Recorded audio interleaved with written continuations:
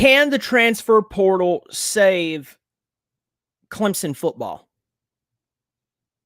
I'm going to take my gloves off on this one. There's no reason to play around. Hey, before I do that, I'm Brian. I'm not Bobby Durkins. If you're brand new here to the channel, welcome. If you've been watching me for a while, welcome. Glad you're back. Please subscribe. I've had a lot of compliments on the channel, but unfortunately, because of the loss, and unfortunately, a lot of people's discovered the channel. And they're like, man, I love the channel. Thank you for what you do. I really dig it. You know, I like your perspective, or I disagree with some of it. But anyway, if you want to support the channel and do it in a free way, just subscribe, hit the thumbs up, and turn on the notifications. It'll let you know when I go live. Also, if you want to support on a monthly basis, it's really cheap, like $3 or $5 per month. I have 2 tiers there. On an iPhone, you will not see the join button, but on any other device, you will see the join button under the video, or you can do a super thanks for a one-time. Either way, I'm glad you're here. Can the transfer portal save Clemson football? Why do I bring this up? I'll tell you exactly why I bring this up. Because if you go into my comment section concerning any video I've done since Monday night, if you go onto any other media personality, which I'm just a guy, I'm a nobody in his bonus room doing a video. If you go on to even the big boys and they're talking about Clemson, you go into the comments section, everybody's beating the transfer drum. And you know why, don't you? 2 particular teams has drummed this up. It's got everybody fired up because we saw the change in the football teams. One's Colorado. We know the whole story there. Travis Hunter. I mean, the man. So Colorado goes from a team who looks absolutely terrible to winning a game, which TCU, I don't think that they were terrible, but they were not that good, okay? This was not like the upset of the century. This is not Appalachian State going up to Michigan, but they did what they did, okay? Shedeur Sanders throwing for 510 or something like that. But the big one that really agitates Clemson fans, because we have to play them. They used to beat us like redheaded stepchildren, but they haven't. We've had them, and they fell apart. And last year, even with our lackluster offense, still beat them. It's Florida State.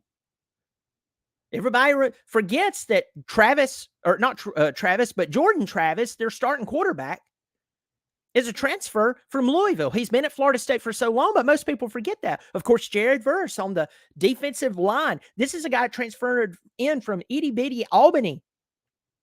Jaheim Bell transferred in this cycle, this big cycle that everybody's talking about with Florida State. I watched him live play against Clemson when he was playing for the Chickens of South Carolina. He's like, forget you losers. I'm going to go down here to Tallahassee and play for a better football team. He had 2 touchdowns the other night and was beasting people. Oh, but the golden baby, the golden child, the one that has everybody talking. Keon Coleman, the transfer from Michigan State. He had 3 touchdowns. The 6'4" wide receiver was jumping up, snagging the ball out of the airs. He was looking NFL ready the other night. LSU didn't have an answer for him. And Clemson fans, the very next night, gets to watch Clemson go to Duke and lose 28-7. Yeah, we had 200 yards passing and rushing. Yeah, we had 10 or 12 more first downs. Yeah, we had the ball way longer than they had it. Yeah, we were only penalized one time for what, 5 yards? And lost by 3 touchdowns. So can the transfer portal save Clemson? No. I know Sweeney doesn't like the transfer portal. I know he doesn't like NIL. But I'm going to tell you straight up, I don't have a problem with it. I think it's out of control and it needs to be governed. I wish there was a governing body in college sports that was, yeah. I don't have a problem with players getting to transfer. I don't have a problem now that players get paid. And it's not paying all the poor players like we were promised with NIL. Oh, yeah, these kids are going to make money and, you know, they're going to school poor. Yeah, they're still poor. You just have some players on the team who's way more richer than what they've ever been, and the poor players are still there. So that was a lie. But I don't have a problem with it. The transfer portal does not keep you from fumbling the football inside the 5-yard line twice. Well, if Keon Coleman was there, Keon Coleman would have been blocking for a quick pass out to the wide receiver. That's what he would have been doing. So, no. Josh Pate from The Late Kick with Josh Pate put out a number that is now circulating. It's quite sickening. Clemson has a total of 50 4 or 5-star players total. So that means they have, if there's a 4 or 5-star player on Clemson's team, 4 or 5-star, there's 50 of them at least on Clemson's football team. Duke had 2. Talent did not lose this ball game, folks. Preparation, player development, and totally hanging the middle finger at the ABCs, 1, 2, 3s, basics of college football, of football in general. Vince Lombardi probably flipped in his grave.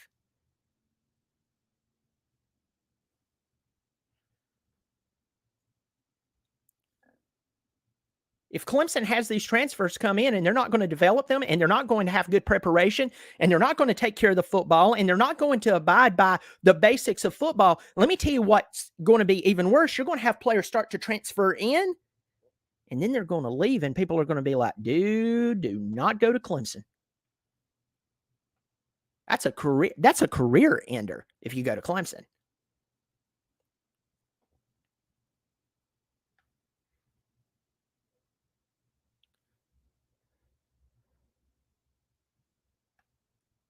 And I'm going to throw this out there to anybody who's about to go, well, I'm still going to pull for my Clemson team.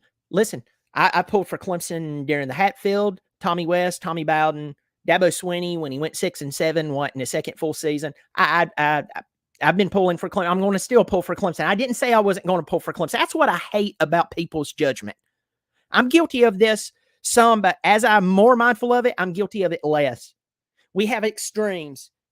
Either you're a fan who will not speak the truth, or you're somebody who is losing their mind and you're not going to pull for your team because they're not winning a national championship. I'm still pulling for my team. I'm just telling you, you can the way that you can actually prove that you care about your team is by speaking the truth about it and offering a real solution. The transfer portal. Yes, we need to use it here and there. Georgia, Bama, Michigan, Ohio State, Tennessee, Colorado, USC, all of them are using it. And I talked about this yesterday. I think that Clemson, it may not be intentional, but it's like Clemson's looking at some of these players going, hey, you didn't want us in the first place. We don't want you now. And Georgia's going, hey, we'll take you. Well, aren't you the 2-time defending national champions who has an incredible recruiting class? But we still want to win, so we'll take you. Okay, I get that. But if you're going to bring in these great recruits, and Clemson has brought in some great recruits, I've already told you that. I've already proven that. Josh Pate with The Late Kick with Josh Pate said on his show that Clemson has over 50 4 or 5-star players in a conglomerate, and they blew it the other night. Folks, we have talent. Get over it. That is not and I don't mean to just be a jerk here. I'm fired up because that is not the problem. The problem is we do not develop our players. We are not performing the basics of football. And listen to me. You remember, I'm not going to stop talking about this until I see otherwise. Garrett Riley said in his first interview with the media that we were going to be powerful and explosive. The other night, we ran the ball very well. We were powerful. We were not explosive. Well, the safeties were playing over the top. Still throw the ball downfield, even if it's going to be thrown out of bounds to keep them honest. Run a streak down each side, run a post, have a guy come out of the backfield. He can set, there's your check down. Or with that, you can also look at a quarterback like Cade who's mobile and say, hey, if there's nothing there, everybody gets spread out, just take off running. I never coached football a day in my life. Some of you are making this too difficult. Some of you are given a calculus answer to a 1 + 1 = equation, or not equation, but math problem. Clemson can't even take care of the football inside their own 5-yard line. How does Keon Coleman? How does Travis Hunter? How do they fix that problem? E.J. Williams was one of my favorite wide receivers to play for Clemson. I think he was in Trevor's last year. So he was a freshman when E.J. Williams was a freshman when Trevor Lawrence was in his last year at Clemson, and he looked fantastic. Now, you could make a point to me and say, he had a lot of talent around him, Brian. Yeah, you're right. He did have a lot of talent, but he could still catch a football. In his second season at Clemson, his third season at Clemson, I know he had some injury problems here from right off the top of my head, but there was times they threw the ball right to him. He just dropped it. Do you know who did that the other night? And it made me want to vomit because I haven't seen it out of him. Antonio Williams, late in the fourth quarter.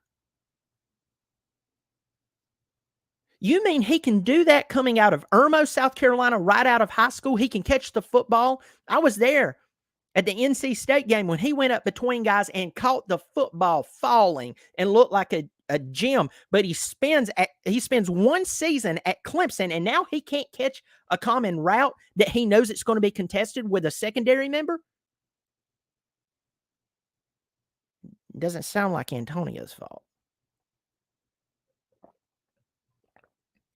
Folks, I say we, is Clemson shelling out $300,000 and $400,000 to position coaches and millions to coordinators, namely on the offensive side of the ball, and almost $11 million a year to Dabo Swinney for a kid to come out of high school, go into Clemson in his first year, do better than he does in his second?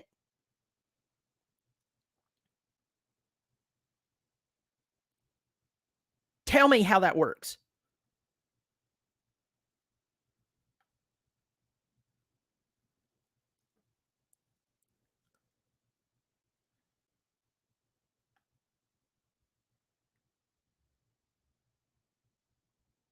Good to see everybody in here.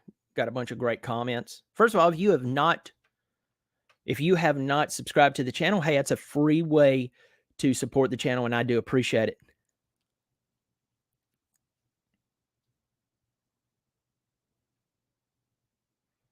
If you want to support on a monthly basis, unless you're on an iPhone, I have to say that, you'll see a join button under the video. It's like $3 or $5, $3, or you have a $5 option. I appreciate it. And super thanks on here.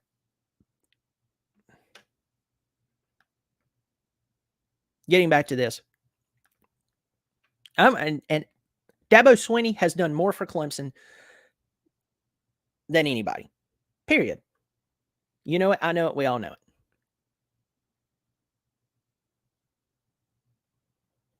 But the intensity that leads to the proper actions that supports the goal of reaching championship level football is not there anymore. It is not there anymore. I'm sorry.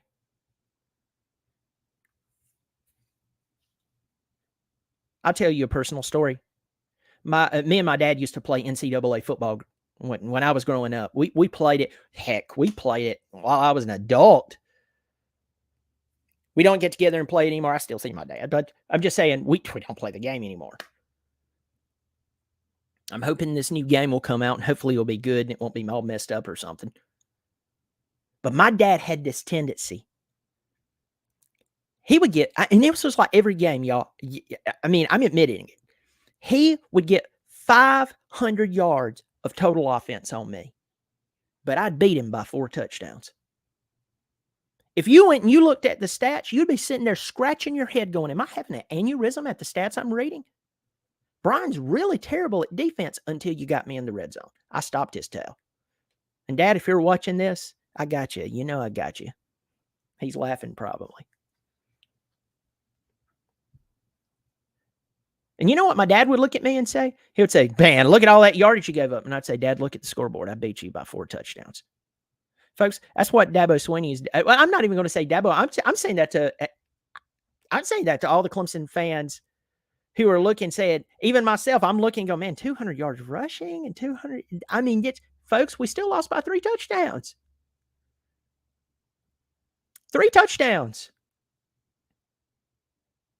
You still turned over the ball twice inside the 5. You shanked a kick. You didn't properly block a guy over on the side. You had receivers not going after the football. When the ball was being fumbled out of bounds late in the fourth quarter, And Clemson needed to get on top of it. Adam Randall sat there and just kind of stared at it, kind of went down and gave it the college try. Guarantee you if Adam Randall, and I know he's had injuries, I guarantee you if Adam Randall went to University of Georgia, and I want to vomit saying this, he would be killing it right now. We'd all be like, man, I wish we would have got him. Why? So we can underdevelop him? We have a development issue at Clemson. Dabo Swinney used to do more with 3-star football players than what he's doing now with 4- and 5-star players. And I'll tell you one other thing, and I'm closing this down. I'm taking my ball and I'm going home. I appreciate everybody in here.